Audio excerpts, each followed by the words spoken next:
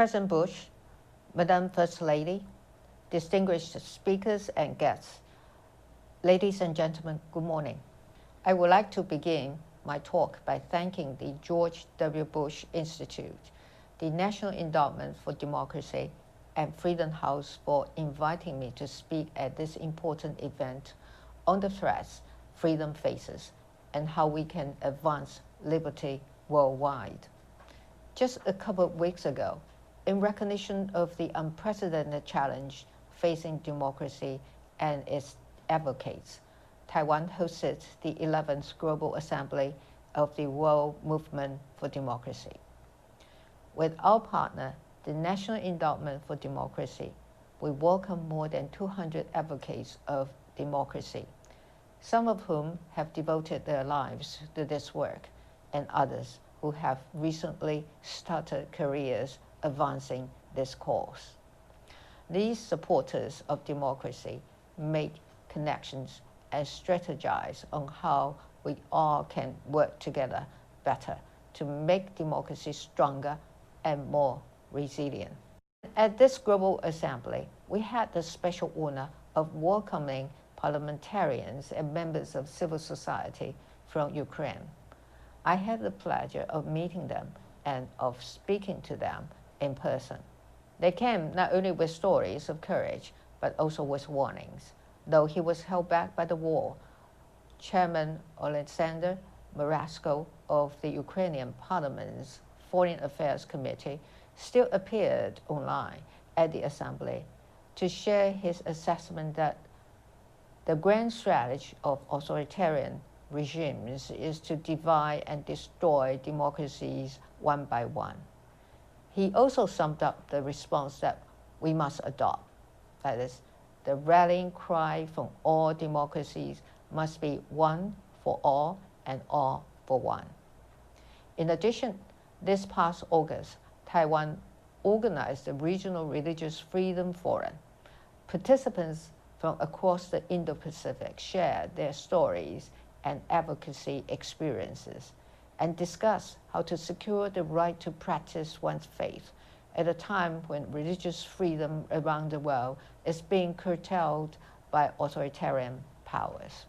These recent events are just part of why I am very pleased to see Mr. Wilson, Dr. Twining, Mr. Abramovich, and Mr. Turkel among the speakers at this important gathering on the global struggle for freedom. Their presence at this conference can serve as an inspiration to our existing collaborations. I hope you all can learn from their experiences in Taiwan while you formulate ways to push back against authoritarian threats and utilize technology to secure the future of freedom. I want to reiterate here that this conference on the world's struggle for freedom could not have convened a more significant time, as democracies and the rules-based international order are being challenged on a daily basis. As we work to resolve the lingering effects of the pandemic on the global economy and health, the fluid political situation in many countries around the world have only added to the already long list of challenges before us. The dangerous potential of authoritarian regimes to corrode democratic institutions and tarnish human rights and civic space cannot be ignored. Russia's unprovoked invasion of Ukraine serves as a prime example. This war is proof that dictatorships will do whatever it takes to achieve their goal of expansionism. Regretfully, the Taiwanese people are very familiar with such aggression, and we have our own experience with the struggle for freedom. Only about 3 decades ago, members of civil society in Taiwan took to the streets. They protested and advocated for the lifting of martial law. They asked for more political and social rights for the citizens. And they advocated for the democratization of Taiwan. At the heart of the struggle was the embrace of democracy, a choice that the Taiwanese people fought for. after decades of authoritarian rule. And once the Taiwanese people took this path, there was no turning back. In recent years, the beautiful island we call home has been confronted by increasingly aggressive threats from our authoritarian neighbor, the People's Republic of China. From daily military intimidations, gray zone activities, and influence operations, to cyber attacks and periodic attempts at economic coercion. China has taken a range of actions with the goal of creating doubt and undermining confidence in what the Taiwanese people have worked so diligently for, that is, our democratic way of life. But the people of Taiwan continue to meet these persistent threats with calm and composure. And the Taiwanese people have never shied away from utilizing their skills and expertise to counter authoritarian interference. For Taiwan, democracy is more than a fundamental value that unites our people. It is also a critical asset in addressing major challenges.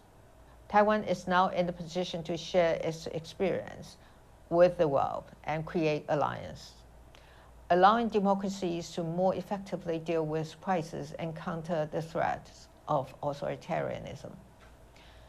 As we observe Russia's illegal invasion of Ukraine from the other side of the world, Taiwan has been honored to play a role in assisting Ukraine in its struggle to defend its sovereignty and freedom.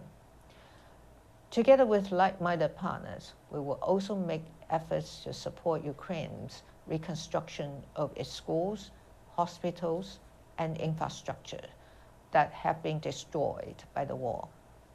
Our efforts must not stop here. The menacing behavior of authoritarian regimes should be a wake-up call to all democracies. We must work together to strengthen our resilience and safeguard our values. But we can only achieve this goal with ample understanding of authoritarian tactics. That is why I'm pleased to learn that the George W. Bush Institute is already tackling important tasks such as combating disinformation, reducing corruption that fuels authoritarian governments, supporting civic renewal, and advancing human rights as national security. With all these ongoing efforts, we can now work together on countering and reducing influence exerted by authoritarian regimes worldwide. We must also strengthen the alliance of democracies to safeguard and serve the interests of the international community. I know there is an important panel in this conference on how the United States can help support democracy and human rights. U.S. administrations and members of Congress have always been staunch supporters of Taiwan's democratization and the democratic institutions we now enjoy. I hope Taiwan, along with the U.S., can now lend its support to those struggling to advocate for democracy and human rights in other countries. Before I conclude, I want to take this opportunity to thank the United States for its unwavering support for Taiwan, and thank the U.S. Congress for passing legislation to help ensure Taiwan's security. Of course, I also want to thank President Bush and the George W. Bush Institute, the National Endowment for Democracy, and Freedom House for the invitation to speak.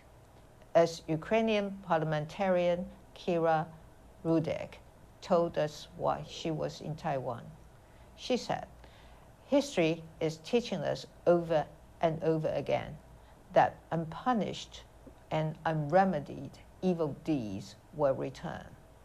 Let us work together to ensure that the expansionist deeds of authoritarian states neither flourish nor return." Thank you very much.